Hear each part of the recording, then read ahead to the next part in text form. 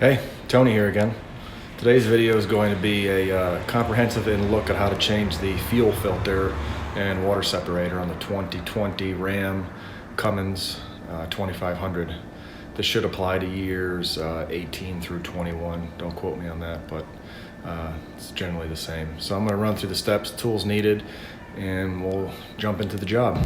All right, everyone. Take a look at what we're going to use for tools and supplies here today. So you'll see we've got the Cummins water separator and fuel filter kit. 2 filters, one for the rear, one for the front.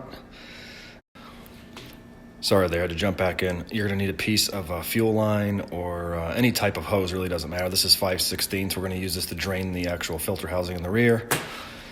And next thing you'll need here, you'll see we have a 28 millimeter socket. Short extension, long extension if you want to use one, and a 1/2 inch drive. And those are the basic tools we're going to use to change these fuel filters on the 2020 Ram Cummins. Okay, everyone, I'm back.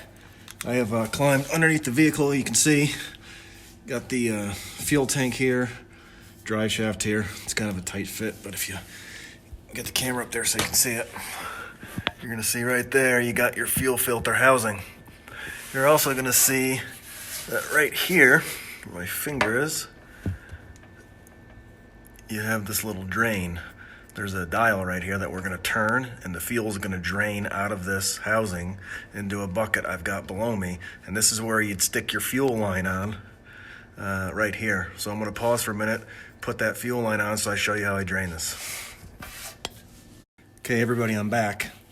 As you can see right here, I've got the fuel line attached.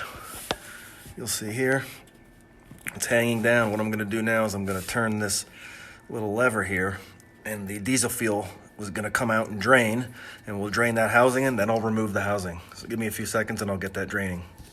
Okay, everybody, you're going to see right here now we've got the fuel draining out into the pan, coming from the housing up top. Get a shot of that. You'll see right there, you can see it coming down where I've got the hose. I unscrewed the valve, and we're just going to let this drain until there's no fuel left, and then we will get our 28 millimeter socket up there, and we'll start to get this housing off. So now I've got the hose removed back off of it, and now I'm going to get the socket and wrench on there, and we're going to turn that left to the left side and loosen that canister. Okay, everybody, you can see I've got the socket up in there now. Got the ratchet on it, and we're just going to turn that to the left and get it off. And it takes a little bit. It's a little tight on there, but you start to unscrew it and we'll get it off, and I'll show you what it looks like. Okay, now you can see I've loosened it up about 6, maybe 7 turns, and now it's starting to drain out some more. So I'm going to keep the bucket underneath it, let it drain, and then I'll unscrew it the rest out and show you. Okay, everyone, I unscrewed it and I just dropped it to the bottom. You can see here I've taken the filter out of the housing. This is the housing. Filter just pulls right out of it once you get it lowered to the ground, and then we'll just pop the new one in. But here's a picture of the old one. You can see it's pretty darn dirty, and that is about 10,000 miles I have on the vehicle. This is the first time I'm changing the filters. It recommends it at 15. Okay, everybody, now you can see I've got the new filter sitting on top of the old filter. Again, that old filter has 10,000 miles on it. New filter on the top, I've been letting it drain for a while, so you can see just how dirty those fuel filters get.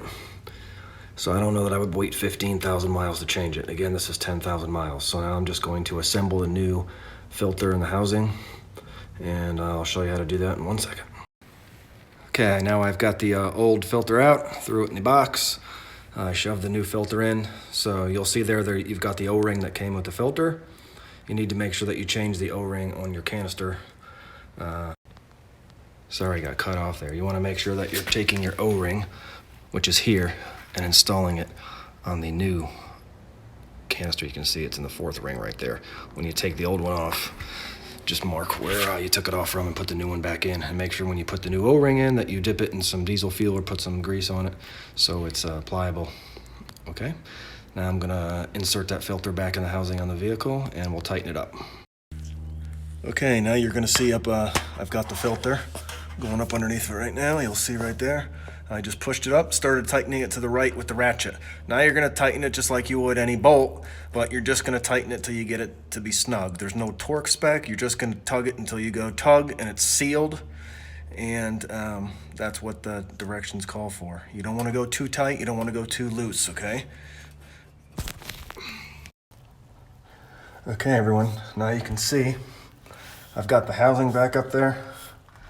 I've tightened it until it won't tighten anymore. So you just keep going and going and then it'll stop and bottom out. And that's it, you're all done. And you'll see that that's pointing in the same direction it was when I took it off. So we're nice and tight. So now we will go up and tackle the front filter and then we can get that one done and then we'll do a pressure check and test it and see how we did.